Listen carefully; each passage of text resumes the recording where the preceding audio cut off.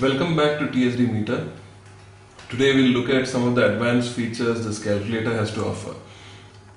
But before that, a quick recap of what we saw in the first video, which is how to use this calculator. Let's go into the Rally screen,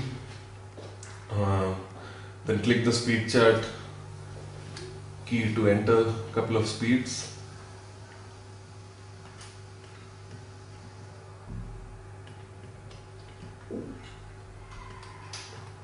Press F1 to save, then go into time control to enter the TC check-in time.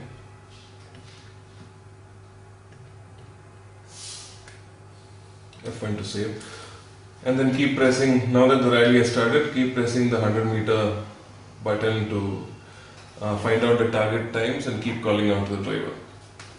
So quite simple to use this, right? It's basically we have one touch access to the speed chart and the TC screens.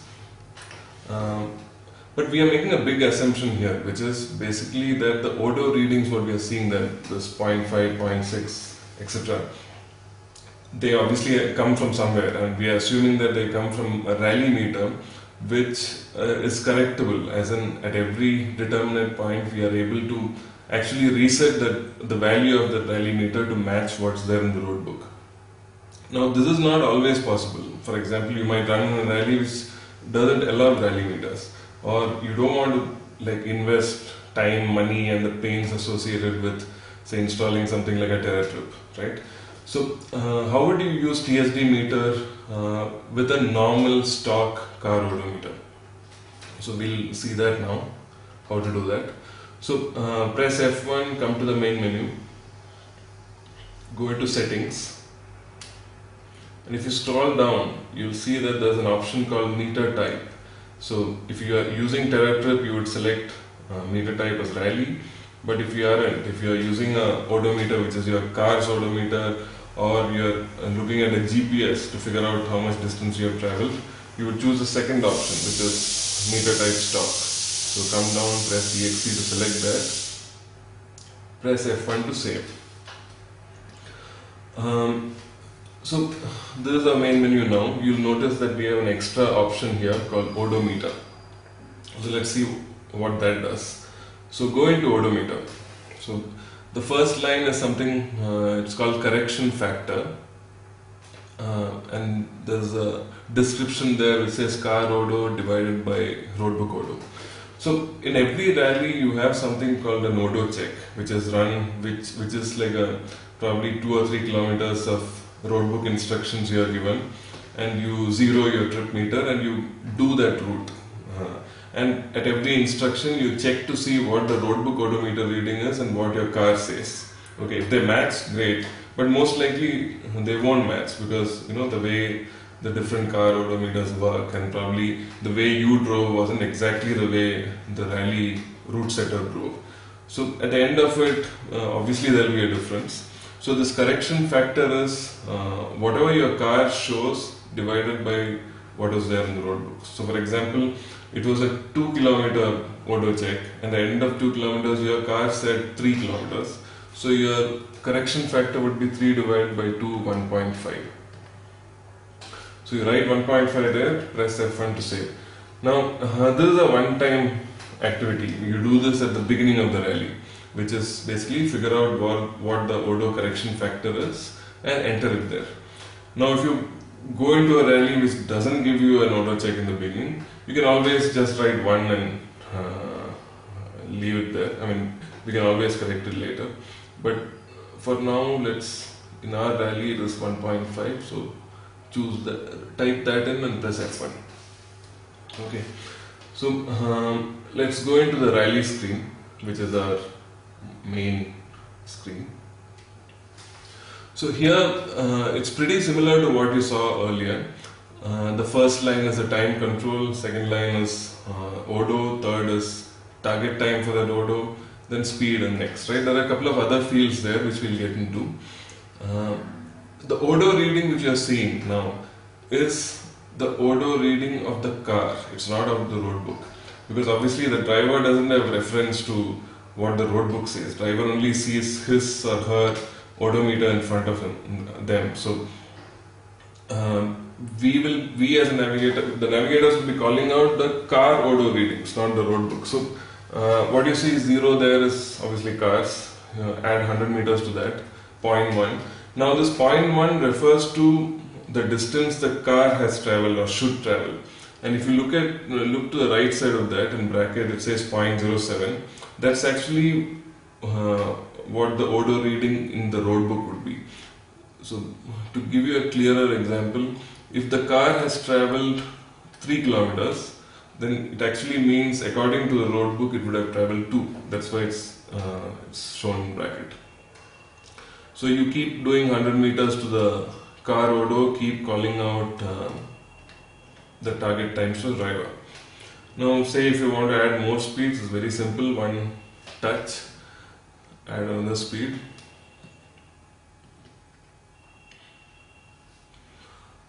F1. Now obviously, since the car and road book readings are not matching,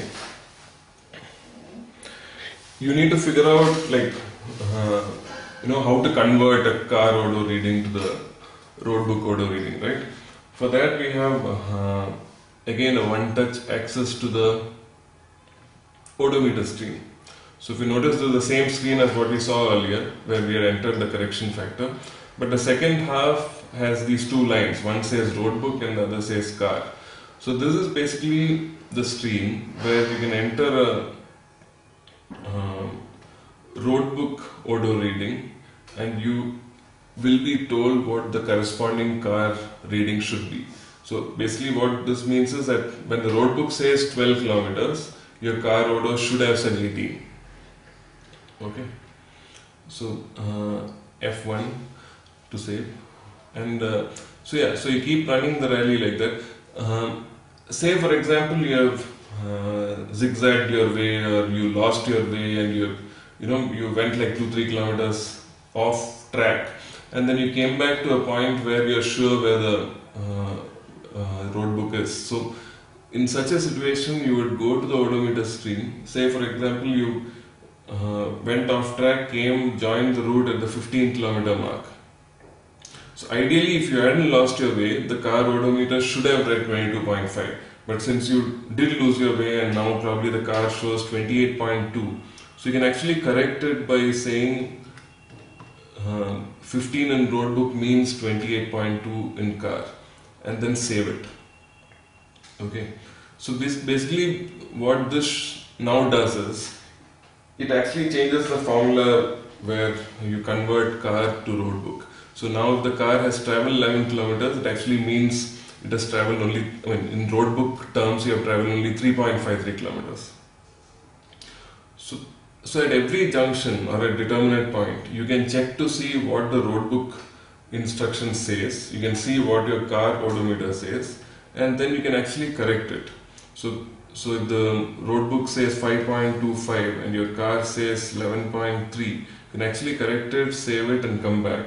And from this point on, the conversion between car odo and road book odo is automatically taken care of by the calculator.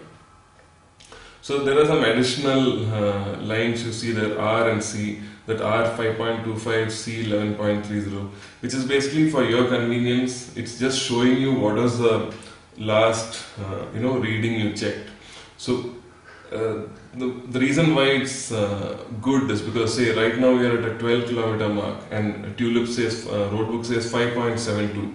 You need to know, and you have looked at your road book and it says that the next left you have to take is at 6.51.